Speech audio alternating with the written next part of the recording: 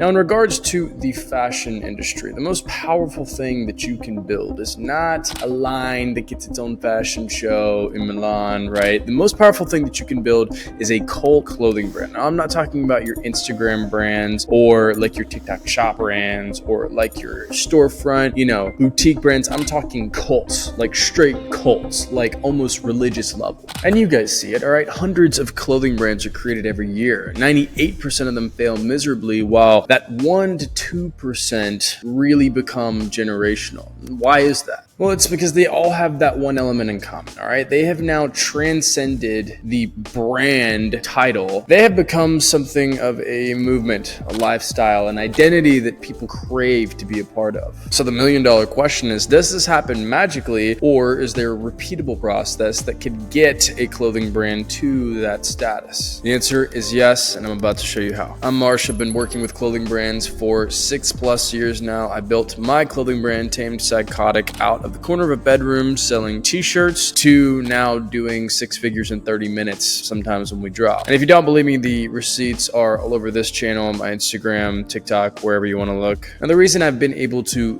do exactly this, right, those high numbers in short amounts of time, is because I have obsessed over the concept of cult-like communities. And I personally think that I have a really good understanding of this, and I think I've kind of cracked the code in terms of implementing that strategy into a clothing brand concept. So today we're going to do a few different things. Number one, I'm going to take you guys through what separates a cult clothing brand from a clothing brand that dies. We're going to go into a 4-step strategy to bring your brand into that cult-like status. And I'm going to teach you guys how to transform regular customers into cult-like members of your community that buy from you every single drop instead of buying from you once here and there. So if you want a clothing brand that people get into fights over, that has people waiting on websites, that has people camping around the block the night before your pop-up, I want you to lock in, because I'm going to teach you everything that I have learned. I want you to lock in for the next 15 to 20 minutes because this may be the most valuable video that you will ever watch. Now, before we get into anything, I need you to understand what the words cult-like in regard to clothing brands actually means. So a cult-like brand creates 3 specific behaviors that normal brands will never see. Now I want to direct our attention to Prime Supreme. And I know that Supreme isn't today what it used to be, but Prime Supreme was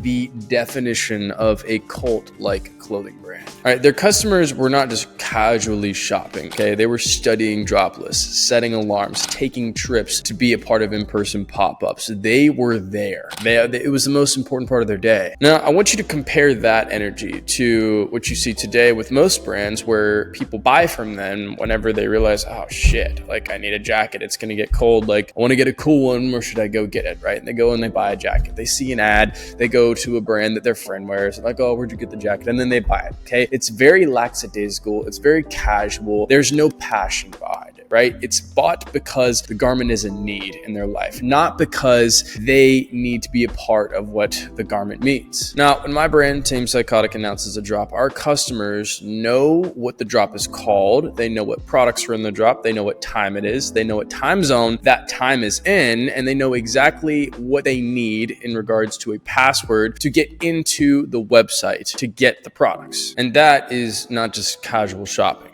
That's psychological fan behavior, all right? In the same way that I'm going and studying and doing research on when my favorite rock bands are going to be performing in a city near me, and I'm like scheduling when that is, like making time in my schedule, calling my friends, asking if they want to go with me, right? You can create the same effect for a business and a clothing brand specifically that has, all the necessary components behind it to curate that fan cult energy. Now, I want to talk about this idea of casual consumption versus advocacy. These guys, they're just wearing the clothes, all right? But these guys, the guys advocating, they are evangelizing for your brand, essentially. Regular customers, they're going to wear your clothes, they're going to take their mirror selfie, and maybe they'll post it once if they remember. They probably won't tag the brand or even mention it, to be honest. But cult customers, on the other hand, they're different, all right? They post, they're tagging the brand. These guys are taking a picture whenever they see the package on their front step. They're taking a picture whenever whenever they open it up and lay it out and have a spread. They're taking a photo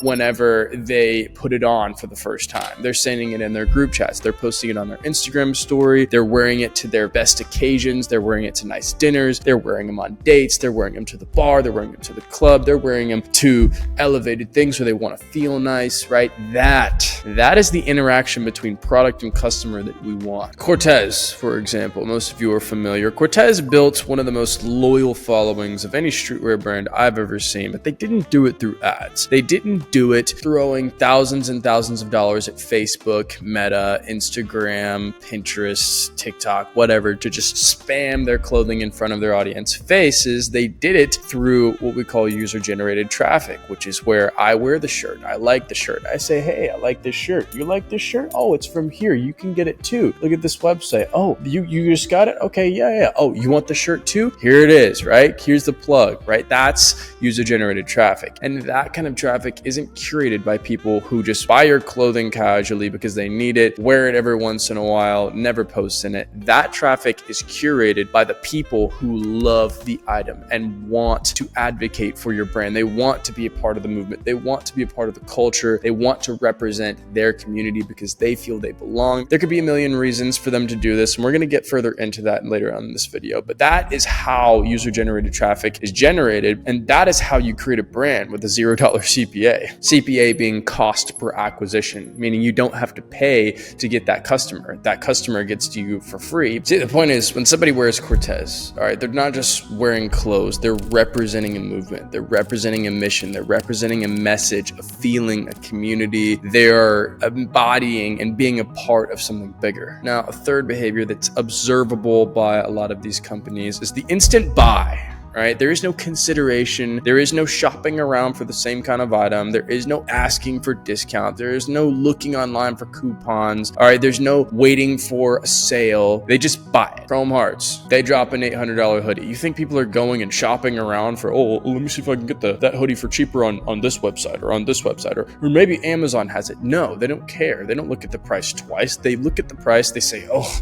that's expensive. And then they buy it. All right. Why? Because they trust the vision of the brand. They trust the judgment of the brand. They trust the craftsmanship of the brand. They don't care about the price because they see the perceived value at the same level. And that perceived value is curated by the cult-like behavior of the customers of the brand, right? In the same instance with Tame Psychotic, one of our first truly successful items was the Maverick Denim, right? We did several versions of these, right? But there was one instance where the V1 Maverick Denim did 200 pairs in 4 minutes in early access, right? So before we even opened our website. And the reason for that, we sold them for $130, which honestly is not bad for jeans, all right? But for my community, all right, it was pretty good. And the reason they bought the jeans was not because they just needed that pair of jeans. It was because they knew that anything that we created would align with our vision, and they trusted our vision. They trusted our previous output. They trusted us after we had made lots of good items and after we had established a perfect identity aligned with them really, really, really well. Now, those are the three primary behaviors that are observable from these cult-like clothing brands. So now that you kind of have a better understanding of what a cult clothing brand is, let's talk about the fatal mistakes that most brands make that keep them from reaching that threshold, that level of cult-like interaction with their audience. Because that could easily be any one of your brands right now, all right? But there's a lot of mistakes that are really commonly made that trip people up, and I want to go over those right now so that you can be aware of them and avoid them in efforts to actually get to where you want to be. Now, mistake number one is having no overarching narrative. Your content is random, all right? It's a product shot here, a product shot here. You scroll on Instagram, you say, oh, well, this video did good for this brand, so I'm going to do it for mine. And this video did good for this brand, so I'm going to do it for mine, without consideration of whether or not that creative or that product or that picture or that photo or that video actually aligns with your brand's overarching narrative. See, you're going through the motions, right? But there's no through line. There's no common thread with every effort that you put into your marketing and your product development. See, Nike built their empire around the just do it, right? It's in every commercial, it's on every woven tag, it's on every hang tag, it's across the front of shirts, it's on the shorts, it's on the pants, it's everywhere, right? It's a consistent through line that's sewn into their products and their marketing. And the question that we all need to answer is, what is your through line, right? Like, what is your consistent thread? You need to figure that out. Now, mistake number two is having a weak or vague mission that nobody cares about, or not having a mission at all. And when I ask you, what is your mission? A majority of you would say to create the best clothing brand ever, or to make unique clothes that make people feel good. And that's great, but that's not a mission, it's a business goal. And we need business goals, but we need the mission more. Now compare Nike's mission to bring inspiration and innovation to every athlete to Puma's mission being the fastest sportswear brand. Ask yourself, which one makes you want to be a part of something bigger, all right? Now, I want to highlight my student Lauren here, because whenever I met Lauren, he was in a very similar situation as a lot of you guys, with no consistent through line, no kind of mission or goal. But with a couple of minor adjustments made in the course of like a week or two, he decided to go all in on speaking supportively to his cultural roots, him being a part of the Navajo tribe living on the Navajo province. And he sewed that element of support for his tribe and his cultural family into his garments, into his designs, into his marketing, into his display of his brand. And then a little while later, I see a message from him saying he did 9K in a week with his brand, which I wasn't surprised by, because he had a very clear opportunity to speak to a very distinct community and create that cult-like interaction with his people. And I want to stop there and highlight those three words: with his people. All right, this isn't about you, it's about who you can impact, it's about who you can serve, it's about who you can give a sort of home to, it's about the transformation or outcome that you can give to your community. And shameless plug here, I have been working with brand owners like Lauren for about 8 months now, over 50 of them, and they've been able to produce some results that I am honestly very proud of and very happy to have contributed to. We've got guys like Tyler, Braden, Ludwig, Winston. Them and many others are killing it with their brand. And if you'd like the opportunity to work with me and my team to help you build and scale your clothing brand, the application will be below. We don't take on many people as to retain my personal bandwidth so that I can give enough of myself to each student to help them ascend. And we turn down over 400 applications every single month. So please be very, very intentional and fill out the application as in depth as possible to increase your chances of being able to work with us. I read these applications personally, and if I can tell that you're half-assing it, I can guarantee that we will not be working with you.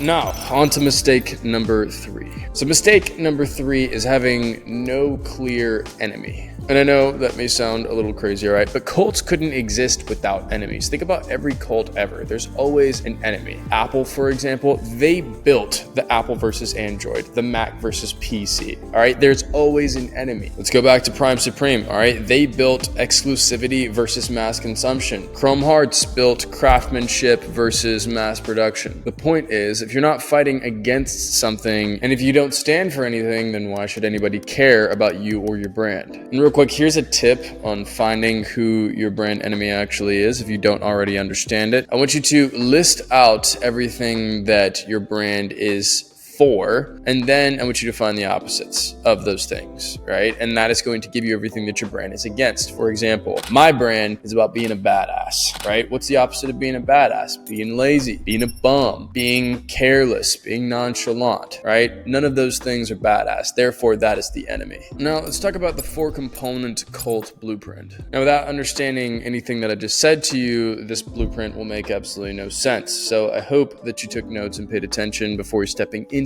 this. And if not, then make sure to go watch those parts back in case anything is unclear. Now, component number 1 is going to be narrative foundation. It's going to attribute to potentially 25 to 50% of your success, I would say. Every single cult brand has this overarching narrative that their content and marketing just amplifies. And it's extremely important that it can be summed up in 5 to 6 words or less, because any more is money. For my brand, those 5 words are going to be the chaotic pursuit of an imperfect, superior self. That's 5 words. It's actually 7, but 5 keywords. All right, you get the point. And every single piece of content, from our product development videos to our behind the scenes content to our research and development display, it all supports this whole narrative of like men and women on the journey to achieve greatness through an imperfect means. And we make that abundantly clear in how we shoot, how we speak, the colors that we use, the imagery we use, the designs we use, the references we pull. And now let me ask you this, all right? Would somebody really believe in my brand's narrative if I made my videos wearing a pink sweater, drinking a little matcha latte? Like, of course not. Another example, going back to the Chrome Hearts thing, they built luxury rebellion, essentially. Every piece tells a story that could be both sophisticated and dangerous, premium and anti-establishment. So what I want you to do is I want you to pause this video real quick, and I want you to try and define your brand in 5-6 words or less. And if you can't do that, then your narrative is not clear enough. Now, component number 2, you need a mission that unites people, essentially. Everyone who's built a community or a cult, in this instance, understands that in order to get people behind you supporting something, you need an element that makes all of the people behind you like-minded, all right? You need an overarching thing, idea, mission, goal that everybody shares and everybody has in common. Because again, this mission needs to be about them, not you. And real quick, this is a non-clothing example, but the principles still apply. Now, I'd encourage you to pay attention to the community building of not just the clothing brands that you see, but also the other businesses, because you can take those concepts and principles and apply them to the clothing brand model. So let's take a look at 4Ocean's mission, right? To end the ocean plastics crisis. Their content showcases their efforts to clean the ocean, but also that every purchase from the customers goes towards supporting that cause, meaning that the customers are now a part of the solution. Now the customers become evangelists of the mission, and it's because they feel that they are aligned under something that's bigger than themselves, all right? Now at Tame Psychotic, my brand, our mission is to help encourage young men and women to achieve the best, superior version of themselves without adhering to the polished, perfect standards that the world says that you need to have. And that's why whenever our customers receive our product, a lot of them post it, right? They share it with their friends. They're putting their friends on. See, they're not promoting the clothes. They're promoting a way of life that they wish others to be a part of, that they enjoy being a part of themselves. So for you, that could mean that every purchase goes towards a cause that you support collectively. And you could do this in a number of ways, but you really need to get personal here and think like, what would you want your brand to do? Like what impact, what positive impact would you like your brand to have on the world, your customers, your community? Now, component number 3 is to establish the enemy. And I spoke on this earlier, but I really want to hammer this point home. Every cult needs an enemy to rally against because it creates tribal behavior faster than anything else. And this is what makes religion, political parties, any type of powerful group of people effective to begin with. So after listing all the things that your brand is for, and then listing all the things that your brand is against, like we talked about earlier, I want you to think about the daily problems or struggles that your ideal customer would face on a day-to-day basis. And then I want you to make an enemy of those problems and find a way to solve it. For example, Marcus Milioni, he is the owner of Minted New York. His brand is highly centered around like running culture in New York City. So one thing that he did was he made an enemy of laziness or things that inhibit you from being active, right? So in his brand being about running and serving that community, there was a track that a lot of his supporters used. And at that track, the bathrooms were shut down for construction, right? So what he did was he actually donated porta potties to be placed and positioned at that track so that people could actually go to the bathroom, right? That is an example of finding an enemy and providing a way to support or combat against it in favor of your customers, right? And that's what you guys can do. You can get really creative with this. This is a great example of that, one that I really enjoyed and wanted to share. Now, component number 4 is going to be character-driven content. The best form of entertainment and storytelling of our time is going to be TV shows, movies, films, things with a main character and supporting characters and bystanders, right? And then they have viewers and fans, right? The main character is usually the founder, for example, me for Tame Psychotic. The supporting characters are going to be your team members, the people helping you, whether that's your models, your photographers, your business partners, whatever. And then you can implement like guest stars, which is collaborators, influencers, and each character serves its own purpose. A brand that does this very well is Deschutes. Their brand's lore is like entirely built off of skits. But each video is narrated from the same voice, and each character in these skits is recurring. All right, you see them again and again and again. And what makes this approach special is that each character is a member of their team that's involved in the building of the brand. So when someone consumes their content, they're able to kind of attach themselves to every single component of the brand. And think about it, all right? If they hired bad actors, like most companies do for commercials and stuff, and people saw bad actors, maybe they would find, some novelty and entertainment in the skit itself, but they wouldn't become attached to the characters. They wouldn't become attached to the lore. But because the people who are building the brand are involved in the content, it shows how much they actually care to build the brand, which assigns value to the products and gets people all the more invested in becoming a part of their community. It translates to sales very well. And these content types don't always have to be skits. For example, you could do a TV show, a documentary. For Tamed right now, we're working on a 7-part series this month to document the team's journey of upcycling 500 flannels, bringing them to Complex Con, going on a road trip, right? And just building the brand as a team, right? And in addition to that, I, on my personal page, have kind of like a day one of building my clothing brand kind of series that I've been running for quite a while now that contributes to that kind of story with recurring characters that see again. And on another front, I document myself for my personal page, the process of building the brand, right? Day one of building my clothing brand, right? So they can see it from that lens and identify a main character recurring, which is myself. See, most brands, they will never understand these frameworks. They'll continue posting their product catalogs and the pictures that they take in blank white studios and then wonder why Supreme, Cortez, all these big brands sell out instantly and they're stuck having to shovel money into meta ads just to make a couple sales and break even. See, you have everything you need to build this, all right? The question is, are you willing to move and act like a movement mission leader instead of like a business owner? Your brand can build into the noise of people buying because they need clothes, or it can become a signal that your community, your people can rally around. And with that being said, my final words to you would be to go and watch my 45-minute clothing brand how to start masterclass. Lots of useful info there. And if you're serious about building your brand, I suggest watching it and taking some notes, and then actually go and implement the things that I tell you to do. All right, I'm in your corner. I'm here to see you win. I know this shit's tough. It's hard to learn. It's hard to navigate, but that's why I make these videos. So if you like these videos, please like, comment, subscribe, do whatever you can to support the videos. And if you have any ideas or questions for future videos, then feel free to put them in the comments. I'll look at them, go over them with my team and see what we can do for you. For now, bye, and I will see you in the next one.